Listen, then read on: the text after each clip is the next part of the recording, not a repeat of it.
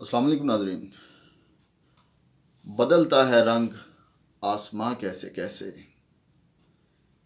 एक वक़्त था जब जस्टिस काजी फ़ायज़ ईसा सुप्रीम कोर्ट के चीफ जस्टिस को ख़त लिखते थे और वो ख़त फिर मीडिया पर आता था और फिर वो मीडिया में उसकी डिस्कशन होती थी। और वो मीडिया वालों को तो इस तरह की चीज़ें चाहिए, इस तरह की खबरें चाहिए ताकि पता चले कि इंटरनल क्या चल रहा है। लेकिन अब यही खतूत जस्टिस मोअज़्ज़ज़ जज जस्टिस इजाज़ुल एहसन साहब भी लिखना शुरू हो गए हैं।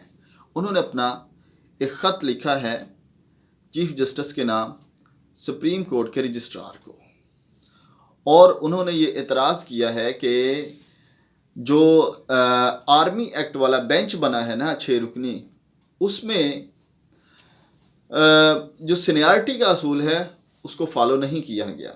हालांकि वो कहते कि हमारा जो प्रैक्टिस एंड प्रोसीजर एक्ट की कमेटी है उसमें मैंने ये सुजेशन मैंने दी थी कि इसमें सीनियरिटी के असूल को रखा जाए, और चीफ जस्टिस साहब ने इससे एग्री किया था और उन्होंने ये कहा था कि ठीक है, बिल्कुल ऐसा ही करेंगे, लेकिन अगर कोई जज अवेलेबल ना हुआ तो फिर इससे नेक्स्ट को देख लेंगे।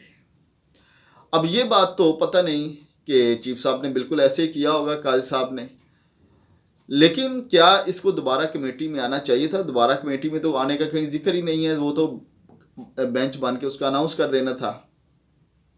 लेकिन इजाज़ुल हसन साहब ने ये कहा है कि उसमें जो सीनियरिटी का असूल है उस सीनियरिटी के असूल को फॉलो नहीं किया गया।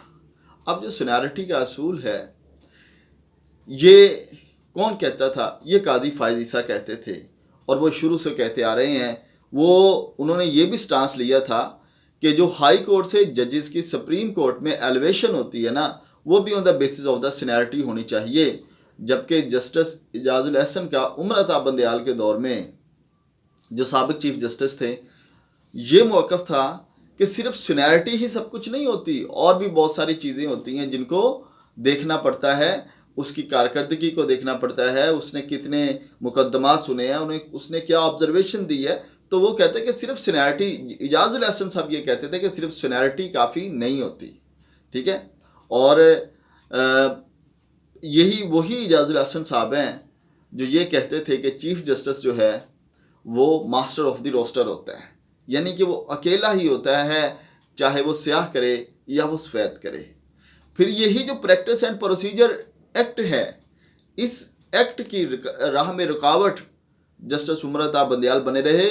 अगर काजी साहब इससे एग्री करते थे तो वो उतनी देर किसी बेंच का हिस्सा नहीं बने। उन्होंने कहा कि पहले प्रैक्टिस एंड प्रोसीजर एक्ट का फैसला किया जाए, फिर मैं किसी भी कमेटी का हिस्सा बन सकता हूँ, और वो ऐसा ही उन्होंने करके दिखाया भी।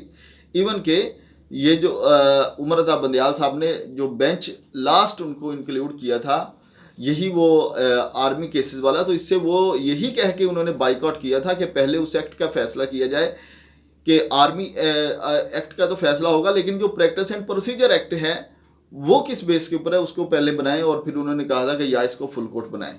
लेकिन उस वक़्त ना तो उनका साथ जस्टिस इजाज़ुल एहसन साहब ने दिया, ठीक है, और ना ही उनके धड़े के जज जो जस्टिस मुनीब अख्तर हैं उन्होंने दिया।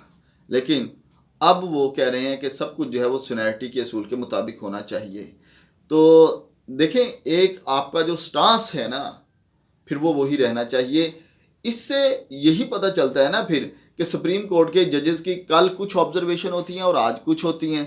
कभी तो वो ये कह देते हैं कि जो नाअहली है वो फॉर एवर है, पूरी ज़िंदगी के लिए है, और कभी फिर वही लोग जब उनके सामने चेहरा कोई और आता है तो फिर वो ये कह देते हैं, वही कहने वाले कि जो नाअहली ताहयात है, वही बाद में ये कह देते हैं कि ये वाली जो नाअहली है ना, ये तो ला ठीक नहीं है, ठीक है। बल्कि उन्होंने एक वर्ड यूज़ किया था, मैं वो नहीं करता, कि जब फैसल वावडा का केस आया था, तो इसलिए सुप्रीम कोर्ट को चाहिए कि कम से कम कि जो जजेस का जो भी मौक़िफ़ है वो कम से कम अपने मौक़िफ़ के बारे में तो क्लियर हो, ठीक है।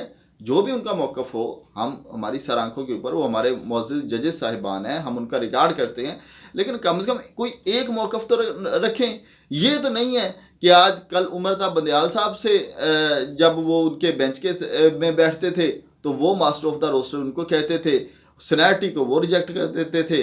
आज जब काजी फायज ईसा का दौर आ गया है तो अब वो उनको, हालांकि अब तो जो फैसले हैं वो भी अकेले काजी फायज ईसा तो नहीं कर रहे, ये तो पूरी कमेटी कर रही है। और कमेटी के अंदर ये 3 लोग हैं, जस्टिस काजी फायज ईसा, जस्टिस सरदार तारिक मसूद और ये जस्टिस इजाजुल अहसन साहब। तो ये 3 मोअज़्ज़िज़ जजेस हैं उस कमेटी के अंदर। तो फिर इजाजुल अहसन साहब ने ये भी लिखा है कि इससे ये तासुर नहीं जाना चाहिए कि एक तरह के, भाई तासुर तो डेवलप ही उमरता बंदयाल के दौर में हुआ है ये वाला, कि जब लोग पहले से ये प्रिडिक्ट कर देते होते थे कि ये डिसीजन होगा। जब बेंच बनता था पता चल जाता था कि डिसीजन क्या होना है।